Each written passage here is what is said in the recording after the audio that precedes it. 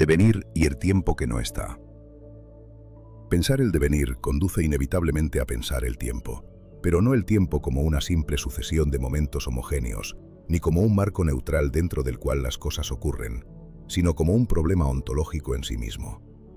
Si el ser deviene, si nada permanece idéntico a sí mismo y toda cosa es en tanto deja de ser lo que era, entonces el tiempo deja de ser un fondo pasivo y se convierte en el lugar, o más precisamente, en el no lugar, donde el cambio acontece. Sin embargo, al intentar precisar ese lugar, el pensamiento tropieza con una dificultad radical. El tiempo, cuando se lo examina con rigor, parece no ofrecer ningún punto estable donde el devenir pueda fijarse. La idea de una división infinita del tiempo surge aquí como una consecuencia casi inevitable. Si se supone que existe un instante mínimo, una duración elemental e indivisible, podría pensarse que en ese punto ocurre el cambio, que allí una cosa deja de ser lo que era y comienza a ser otra. Pero esta suposición introduce más problemas de los que resuelve. ¿Por qué ese instante habría de ser indivisible? ¿Qué justificación ontológica permitiría detener allí la división del tiempo? Si ese instante tiene duración, por mínima que sea, entonces puede volver a dividirse. Y si puede dividirse, deja de ser el mínimo. De este modo, toda tentativa de fijar un átomo temporal fracasa, y el tiempo se revela como infinitamente divisible.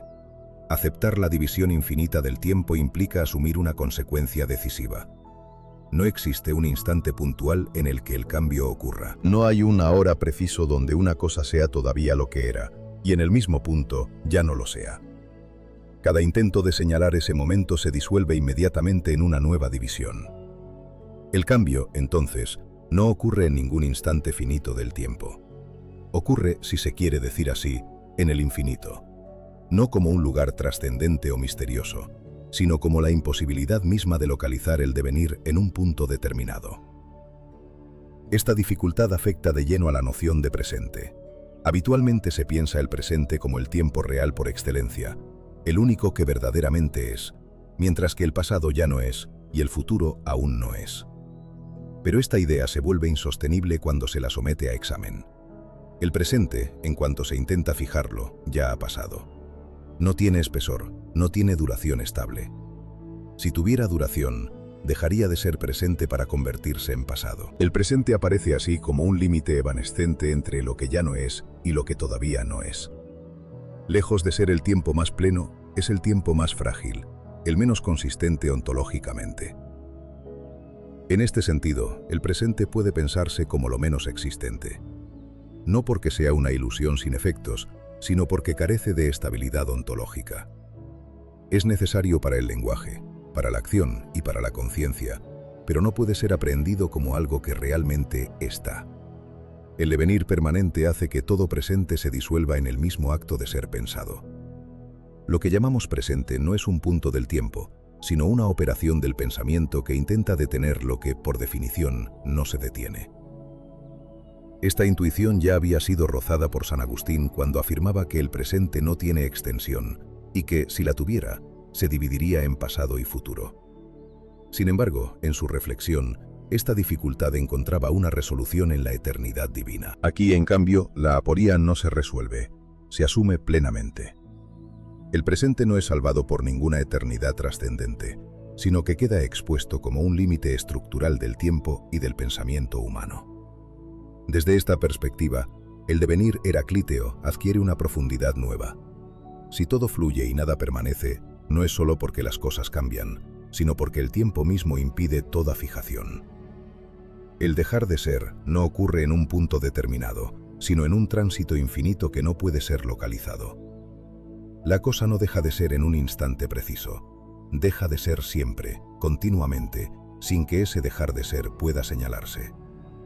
El cambio no sucede en el tiempo entendido como una sucesión de instantes, sino en la imposibilidad de que esos instantes se constituyan como unidades últimas. Así, el infinito deja de ser una noción abstracta o meramente cuantitativa para convertirse en una condición ontológica del tiempo y del devenir. El infinito no es lo que dura para siempre, sino aquello que impide que algo se estabilice definitivamente. Es la apertura permanente que disuelve toda clausura, toda identidad fija, todo presente pleno. Pensar el tiempo desde su división infinita es reconocer que el ser, en cuanto deviene, nunca está plenamente dado, y que el cambio no ocurre en un lugar ni en un momento, sino en la estructura misma de lo real. En este punto, la pregunta por el infinito deja de ser externa al problema del ser y se revela como inseparable de él. El infinito no es un más allá del mundo, ni una abstracción matemática. Es el modo mismo en que el ser se sustrae a toda fijación definitiva. El tiempo, infinitamente divisible, no ofrece un punto de reposo donde el devenir pueda detenerse. Y es precisamente en esa imposibilidad donde se abre el horizonte de este pensamiento. Un pensamiento que no busca clausurar el cambio, sino comprenderlo como expresión de una infinitud constitutiva. Aceptamos de hecho que el ser es, pero no encontramos un ahora compacto donde lo sea. La angustiosa respuesta queda abierta aceptando la infinita divisibilidad del instante. Ese es el abismo emocional y racional al que nos acerca el infinito si vamos a enfrentar seriamente su naturaleza intrínseca.